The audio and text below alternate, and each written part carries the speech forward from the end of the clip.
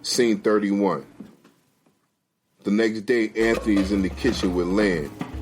They're listening to some music and they're eating a late breakfast. Anthony decided to take the day off and spend some time with his family and relax. Lynn says, "Where is your son with that milk? He left here almost 40 minutes ago. He holding up my breakfast now. Baby, do you think anything could have happened? You know he usually goes and comes right back." "Actually, it has been a while. If he's not back in the next 5 minutes, I'm going to look for him. I don't trust these idiots around here." Suddenly, Anthony's phone beeps, and there's a notification. And he grabs his phone to check it. The text is from an unrecognizable number, and it says clearly, "Reciprocity. I was wondering if that job offer was still available." Anthony drops his phone to the table in shock.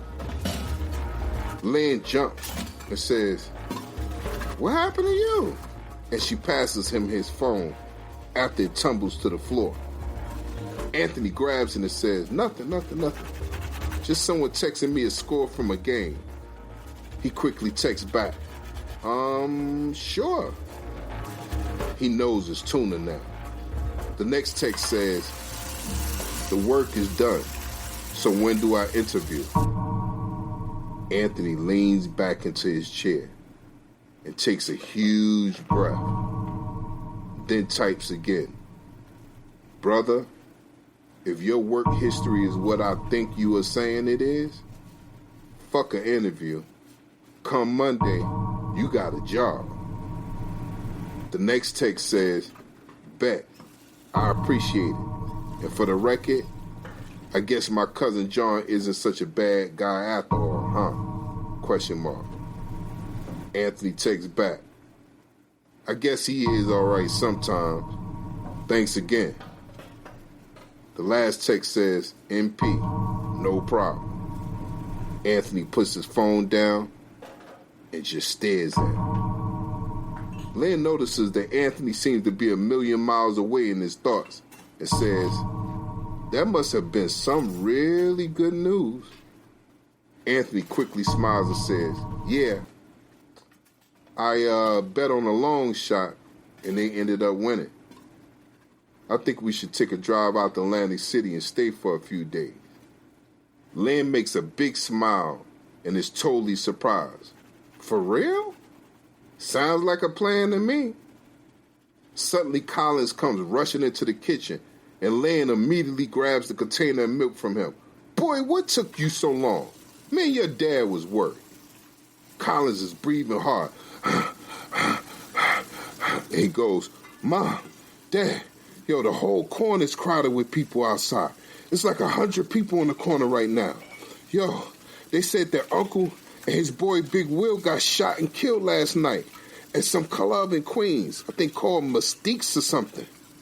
Lynn screams, Oh my God. My goodness. They got killed? Who did you hear that from?" Collins says, "The whole corner is talking about it, Ma. They got candles all in front of the stores and everything."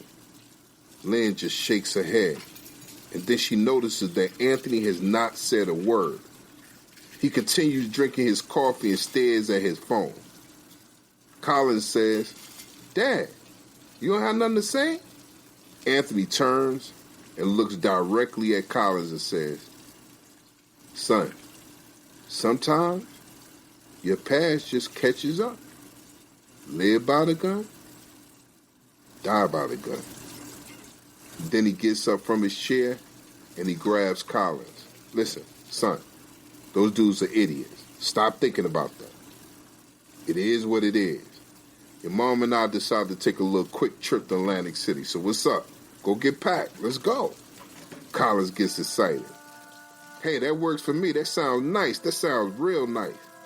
They both walk down the hall together, and Lynn stands there, silent.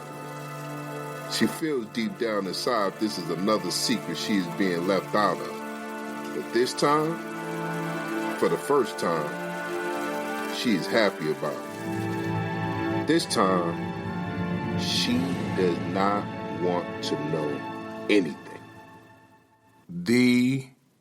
Nah, you know I'm not gonna do y'all like that. I know y'all want to know how it went down with Uncle. Here it go. Flashback.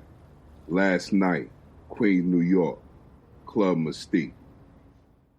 Uncle and Will are smoking and laughing with the woman standing outside of the club when two beautiful young women exit the doors. Uncle notices them as they walk by and reaches out to grab one of the girls' hand, but she moves it real fast. Excuse me, baby.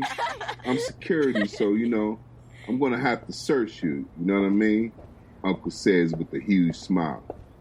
The two women laugh, and the one Uncle attempts to grab turns and says, "Hi, that's real cute. You didn't even search me when we was coming in, but you gonna search me when I'm coming out? Yeah, okay. Oh, I see you the smart one, huh? Okay. All right, you got that. You got me. But hey, don't tell the boss on me, okay? I'm just trying to be friendly." Wow, that's what you were doing? She stops walking, turns, and smiles like she's interested. These women are giving up some serious attention, and Big Will and Uncle are loving it. Uncle walks over to the woman and reaches out his hand to her. "Let me try this again. Hello, beautiful. My name is Benjamin, but you can call me Uncle, or Poppy, or, Papa, whatever, whichever you prefer." "Nice to meet you, Benjamin. My name is Jennifer, but you can call me Jenny," she says with a gorgeous smile. "Yo, I like that. Jenny. Like Jenny from the block, huh? Where you from, Jenny?" She answers, "I'm from Brooklyn." "Oh, word? What part?" "I'm from the Stock. How about you?" "Canarsie. When I'm in Brooklyn, that is. But, I be back and forth from here, back and forth to L.A. L.A.?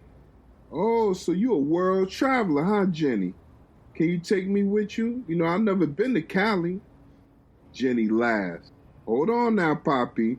You're moving kind of fast now. You didn't even ask me if I had a man." Uncle says, "Only ask the questions that matter, Ma." And he looks over at Will. "Yo, Will, watch the door for me while I walk these two beautiful ladies to their car."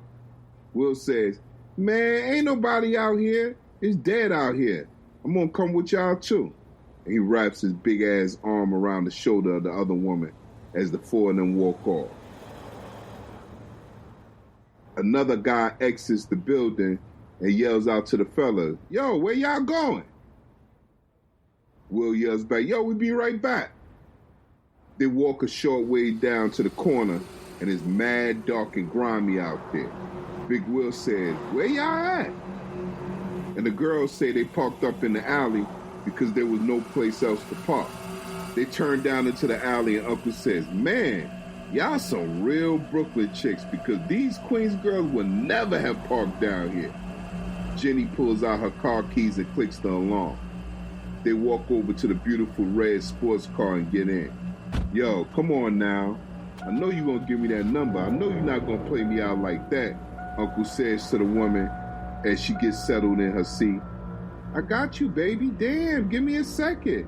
I just don't want you to leave without helping me make my U-turn. I told my cousin we should have never parked in this dead-end alley." On the other side of the car, Will laughs and tells the other girl his number as she enters it into the phone. He then closes her door and tells the driver, "Yo, cut the wheel and come forward."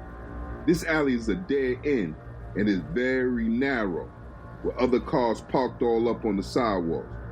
Come on, keep it coming, come on, cut it hard," Uncle instructs the gorgeous driver. "You got it, right there, now back up slowly," Will says when the car jumps in reverse and both men jump back. Yo, you trying to crash into the cars or you trying to get out? Uncle is laughing hard now, and so is the girls and Will.